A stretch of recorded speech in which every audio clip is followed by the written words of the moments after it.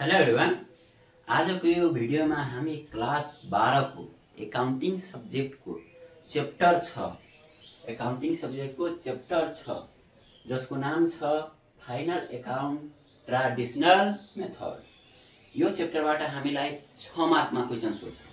5 मार्कको numerical अनि 1 मार्कको theory combine गरेर हामीलाई 6 मार्कको क्वेशन सोध्छ।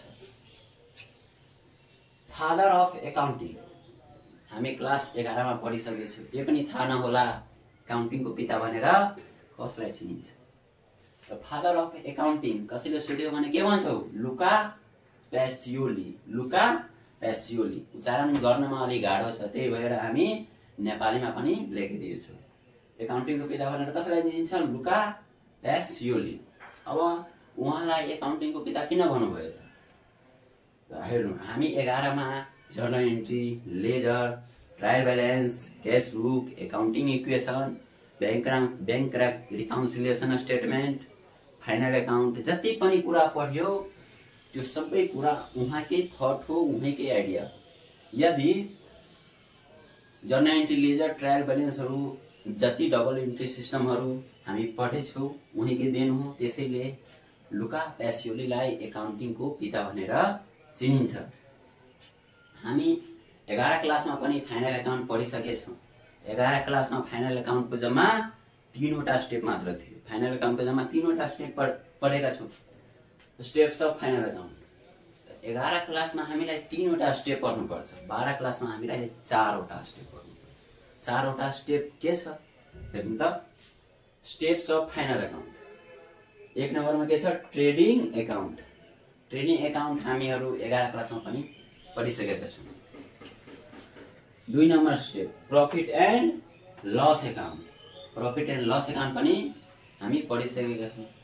अब 3 नम्बर स्टेप, जुन स्टेप 12 क्लासमा थपिएछ, पीएल एप्रोप्रिएसन एकाउन्ट। हामी सर्टकट लेखेछौँ, P/S को मतलब भयो profit and loss appropriation account. यो स्टेप 12 क्लासमा थपेका छन्। किन थपेका छन् त्यसको बारेमा हामी चर्चा गर्नेछौँ। 4 वटा चौथो स्टेप ब्यालेन्स सिट। र हामी ट्रेडिङ एकाउन्ट पनि पढिसकेका छौँ। त्यसपछि प्रॉफिट एन्ड लस एकाउन्ट पनि पढेछौँ। त्यसपछि ब्यालेन्स सिट हामी पनि पढिसकेका छौँ। कुन कुन एसेट हुन्छ, के हुन्छ ब्यालेन्स सिट 11 क्लासमा हामी बनाएछौँ। अनि यो पीएल एप्रोप्रिएसन एकाउन्ट यो नयाँ कुरा हो।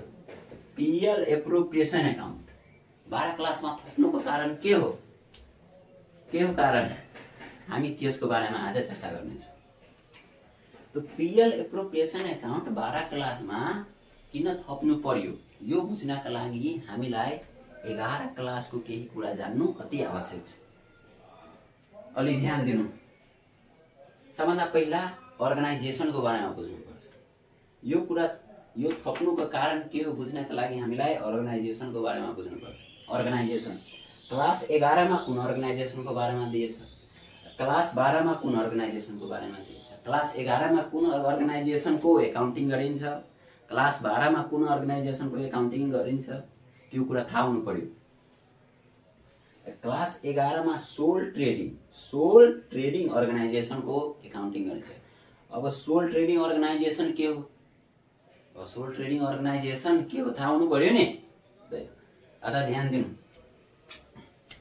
मानव रामले एउटा सप खोल्यो।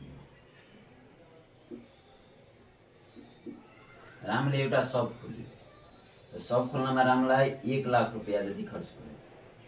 रामले यो सप खोल्नको लागि 1 लाख रुपियाँ यो सपमा लगायो। मतलब रामले एउटा पसल खोल्यो, त्यो पसल खोल्नमा रामलाई 1 लाख रुपियाँ लाग्यो। सालको लास्टमा रामलाई नेट प्रॉफिट भयो 10,000। यो सबबाट रामले 10,000 प्रॉफिट कमायो। सोल ट्रेडिङ अर्गनाइजेसनको अर्थै हुन्छ यस्ता अर्गनाइजेसन जसको अनर एउटै हुन्छ। जस्तै यो सबको अनर के हो? राम हो। राम एउटै सिंगल पर्सन यो सबको अनर छ।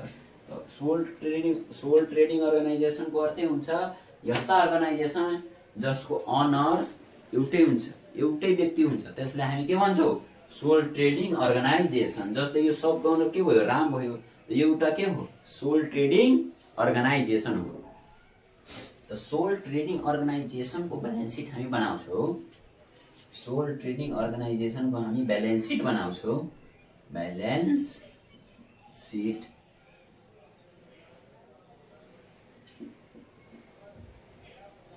liabilities, amount, assets, amount.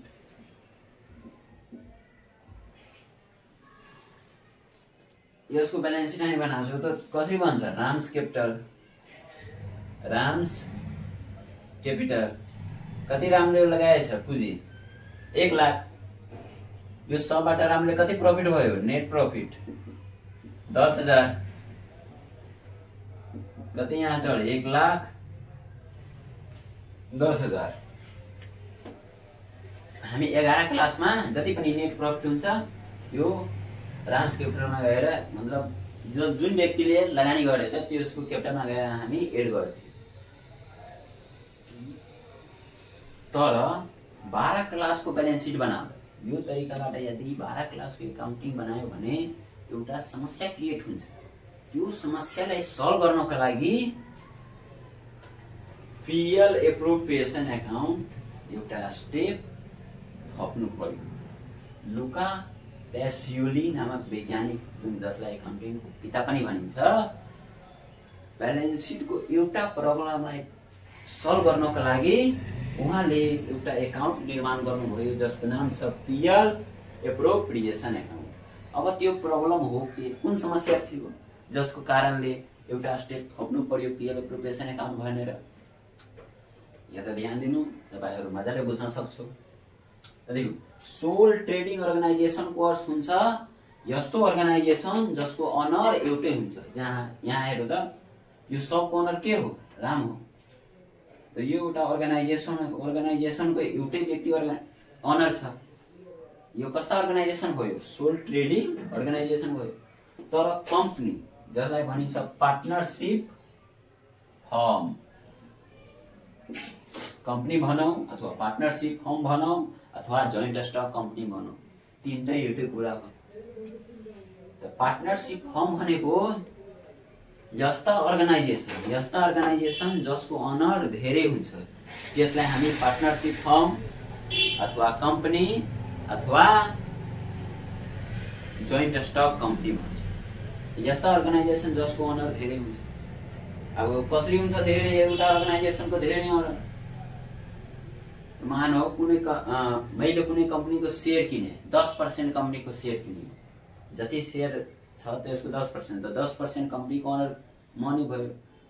कुनै अर्को व्यक्तिले किन्नु भयो 5%, त 5% मालिक त्यो कम्पनीको त्यो व्यक्ति भइहाल्यो।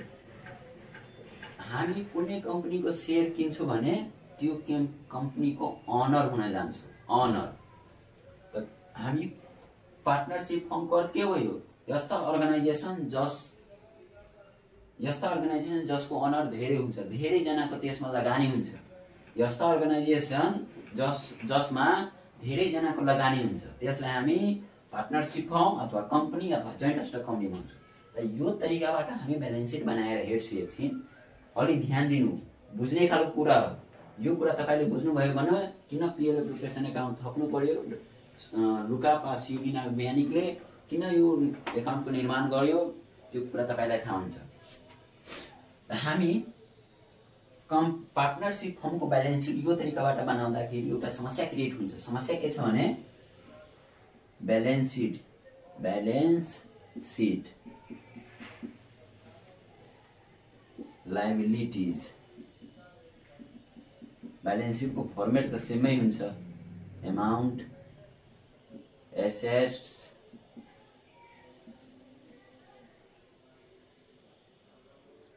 अमाउन्ट।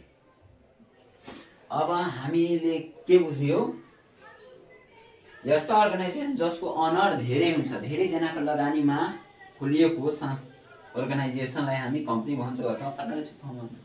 त धेरैजना हामी गिन्न सक्दैनौँ। 100 जनाले इन्भेस्टमेन्ट कुनै कम्पनीको सेयर एउटा व्यक्तिले, धेरै व्यक्तिहरूले सेयर किन्छ। हामीहरू सेयरहरू किन्छ सेयर मार्केटहरूमा। व्यक्तिहरूले के किन्छ? सेयर किन्छ। जति पर्सेन्ट सेयर किन्छ त्यो कम्पनीको त्यति पर्सेन्ट त्यो मालिक हुँदै जान्छ। हेर्नु, धेरैजनाले सेयर, कम्पनीको सेयर धेरैजनाले किन्न सक्छ। रामले किन्यो, राम्स क्यापिटल। श्यामले किन्यो, श्याम क्यापिटल। हरिले किन्यो, हरि क्यापिटल। हामी फिक्स गर्न सक्दैनौँ पार्टनरशिप फर्मको ओनर कतिजना हुन्छ। जतिजनाले कम्पनीको सेयर किन्यो, कसैले एउटा सेयर किन्यो, त्यो एउटा सेयरको मालिक भयो। धेरै हामी गिन्न सक्दैनौँ। जस्तो अर्गनाइजेसन जसको ओनर धेरै हुन्छ त्यसलाई हामी कम्पनी अथवा पार्टनरशिप फर्म भन्छौँ। हामी यो तरिकाबाट ब्यालेन्स सिट बनाउँदा जति पनि सोल्ड पार्टनरशिप फर्मले जति पनि प्रफिट कमायो, मानौ प्रफिट, त्यो प्रफिट कसको भयो? रामको पनि भयो, श्यामको पनि भयो, हरिको पनि भयो। जे डट जुन व्यक्तिले सेयर किनेछ त्यो सबैजनाको भयो। तर जुन व्यक्तिले जति पर्सेन्ट सेयर किनेछ त्यति पर्सेन्ट नै उहाँहरूलाई प्रफिट डिस्ट्रिब्युट हुन्छ। त सबैको नेट प्रफिट जति हुन्छ क्याल्कुलेट गरेर त्यति हामी सबैको क्यापिटलमा एड गर्छौँ। सबैको क्यापिटलमा के गर्नुपर्छ? एड गर्नुपर्छ नेट प्रफिट। मानौ यदि एउटा कम्पनीको सेयर 300 जनाले किनेछ, 300 जनाले किन्दाखेरि यो तरिकाबाट हामी इन्ट्री गर्दै जाँदाखेरि धेरै कम्तीमा 10 वटा 15 वटा पेजमा त जान्छ।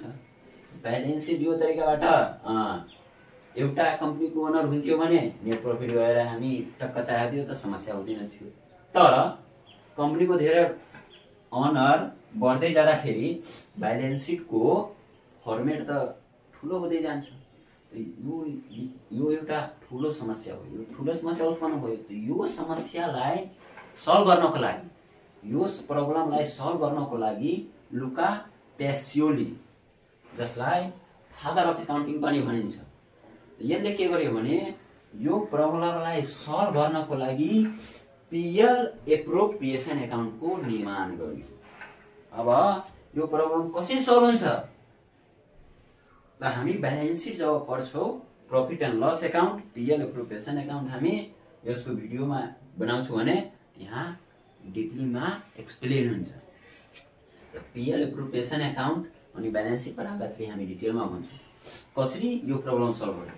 पीएल यो प्रब्लमलाई सल्भ गर्नको लागि एउटा एकाउन्ट लुका पेसियोली नामक वैज्ञानिकले एउटा एकाउन्ट थप्नुभयो जसको नाम छ पीएल एप्रोप्रिएसन एकाउन्ट। पीएल पीस्लेस यसको अर्थ भयो profit and loss appropriation account. Profit and लसलाई हामी सर्टकट पीस्लेस यस लेखेछौँ। पीएल एप्रोप्रिएसन एकाउन्टको अर्थै हुन्छ प्रॉफिटलाई बाँडफाँड गर्ने। जति पनि प्रॉफिट भयो कम्पनीको त्यो प्रॉफिटलाई बाँड्ने काम गर्छ। पार्टनरशिप फर्ममा जति पनि प्रॉफिट हुन्छ त्यो प्रॉफिट एउटा जनाको हुँदैन। रामको पनि भयो, श्यामको पनि भयो, हरिको पनि भयो। जति जनाले कम्पनीमा इन्भेस्टमेन्ट गरेछ, जति जनाले कम्पनीको सेयर किनेछ त्यो सबैको भयो। त्यो प्रॉफिटलाई बाँडफाँड गर्ने काम, त्यो प्रॉफिटलाई बाँडफाँड गर्ने काम कसले गर्छ? PL appropriation एकाउन्टले।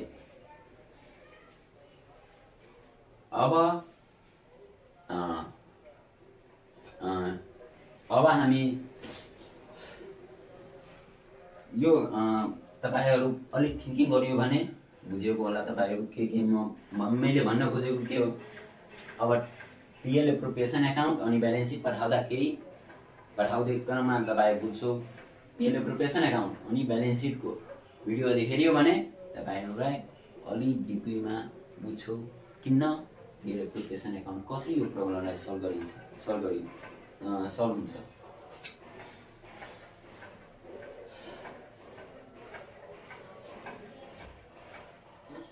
The final account part 1 यति नै छ। ट्रेडिङ एकाउन्टको भिडियो हेर्नु छ भने के सर्च गर्ने? Final account traditional method part 2। यदि प्रॉफिट एन्ड लस एकाउन्टको भिडियो हेर्नु छ भने के सर्च गर्ने? Final account traditional method part 3। Part 3। PL appropriation एकाउन्टको भिडियो हेर्नु छ भने के सर्च गर्ने? Final account traditional method part 4। Balance सिटको भिडियो हेर्नु छ भने final account traditional method part 5। एडजस्टमेन्टको भिडियो हेर्नु छ भने 6, 7, 8, 9 पुरा डिटेलमा तपाईहरुलाई भिडियो प्रोभाइड हुनेछ। हामी एडजस्टमेन्ट पनि देखाउँछौँ, किन एड गरिन्छ, किन लेस हुन्छ, सबै कुरा हामी भिडियोको मार्फत तपाईहरुलाई हेराउनेछौँ। धन्यवाद। जय नेपाल।